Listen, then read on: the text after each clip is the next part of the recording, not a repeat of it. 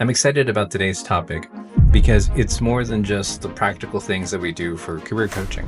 What do you do? This is one of the most common questions we hear when meeting new people, isn't it? Whether it's at a networking event or at work.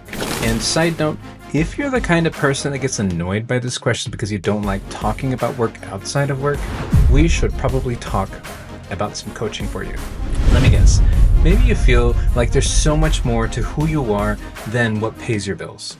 Or perhaps you're thinking about a career change and that question makes you uncomfortable because you don't want to be defined by who you are right now or what you're doing. Well, today we're going to flip that question on its head and explore something much more interesting than your job. We want to explore and define who you are beyond your job title. In case we haven't met, my name is Cris Almanza and I'm a career and purpose coach. My mission is simple. I help professionals like you align to their purpose so they can find more meaning in their work and make a better living. You know, my whole approach to career coaching came from a deep belief that work is good for us. It can provide meaning, purpose, and yes, the means and resources to live well. But here's the thing, work shouldn't define our entire identity.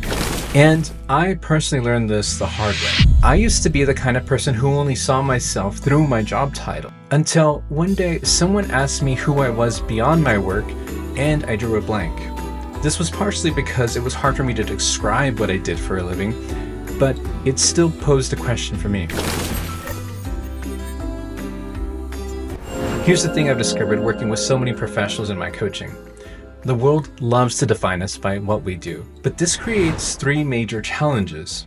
One, when work changes, and it will, our sense of self shouldn't crumble simply because that happened. Number two, when we're ready to pivot or grow, you need a strong foundation that's bigger than your job title in order to do that well.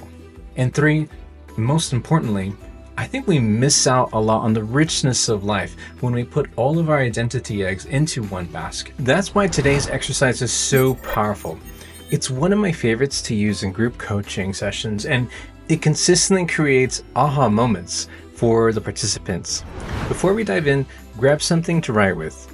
I'm hoping this isn't just a passive exercise for you. We're going to actively explore who you are through 6 different dimensions. Now, don't worry. This isn't about getting it perfect, or maybe you just don't feel ready. This is about exploration and discovery. Let's go. First up, your personal traits. Think of these as your core characteristics, not your job skills, but who you are in your essence. Ask yourself, what are the qualities that people consistently notice about you? How do you naturally approach situations? What are the values that guide your decisions? Maybe you're an avid reader, a natural connector, or a creative problem solver. Write down at least 3 traits that feel authentically you. Now let's explore your hobbies and interests. But here's my challenge. I want you to go deeper than watching Netflix or scrolling social media or shopping. I want you to think about the activities that make you lose track of time.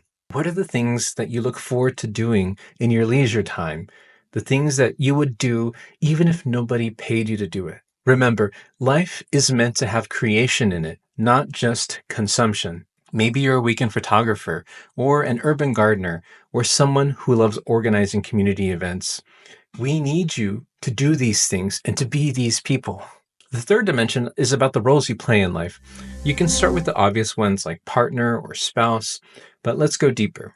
Think about your family roles, sister, uncle, cousin, your community roles, mentor, volunteer, organizer, and the emotional roles you play for people, confidant, motivator, peacemaker.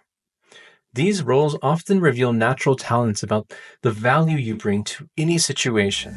Dimension 4 is about your learning journey. This goes beyond your formal education. First, we'll start by writing down your formal education and the certifications you have. Then, let's go to the self-taught skills and interests that you have. Then, write down some of the key life lessons that helped form who you are today. And then, Write down your current learning pursuits. Maybe you're taking some classes or trying to learn something. Maybe you're constantly watching documentaries about space, or perhaps you're teaching yourself a new language. These learning patterns reveal so much about who you are. The fifth dimension is about your health and wellness journey. This isn't about shame or comparison. It's about recognizing your growth. Health is about mental, physical, and spiritual.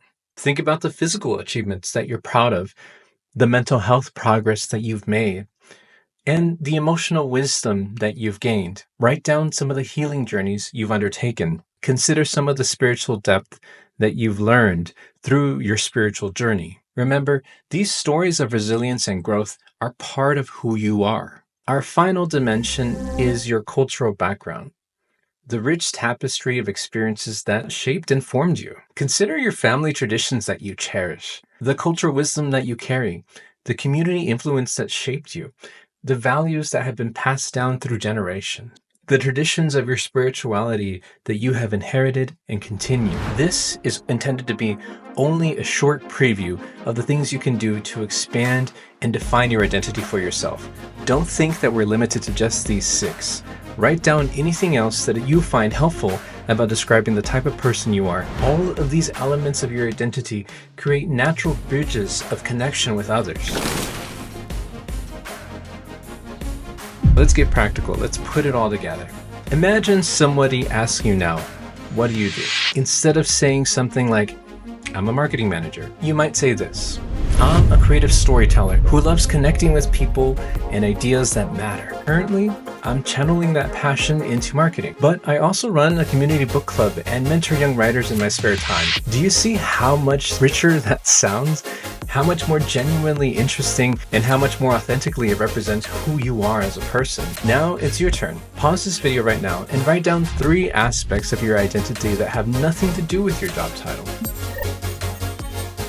Now that you've written them down, think about how you would use that in an introduction. It should feel very different than just your job title. Your identity is so much bigger than your job title. When you embrace this, it's going to help you make career decisions with more confidence. It's going to build more authentic relationships and help you be more resilient during transitions. My hope is that this is going to create opportunities for work that more truly align with who you are. Drop a comment below to share something that was surprising about what you found about your identity. Let's inspire each other to embrace our whole selves. This is one of the 25 activities that you're going to find in my Career Roadmap Compass. This workbook is intended to help guide you through the difficult changes of transitioning in a career or trying to find better work. You'll find the link below and check it out if you're interested. And if you're ready to dive deeper into aligning your career and your authentic self, click the link in the description below to learn how we can work together. If you find this valuable, don't forget to like and subscribe for more videos on finding purpose and making a better living through more meaningful work. I wish you the best and stay blessed.